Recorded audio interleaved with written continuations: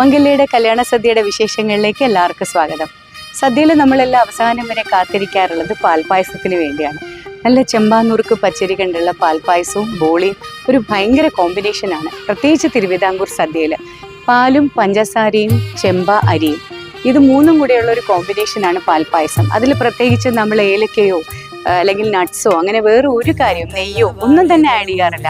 ആ പാല് വറ്റി കുറുകി ഒരു ചെറിയ ചുവന്ന നിറമായി പഞ്ചസാരയും അതുപോലെ അത് കാരമലൈസ് ചെയ്ത് ഉണ്ടാവുന്ന ഒരു ടേസ്റ്റും അതുപോലെ തന്നെ അരി വെന്ത ടേസ്റ്റും ഇതെല്ലാം കൂടി ചേർന്നാണ് പാൽപ്പായസത്തിനെ ഗംഭീരമാക്കുന്നത്.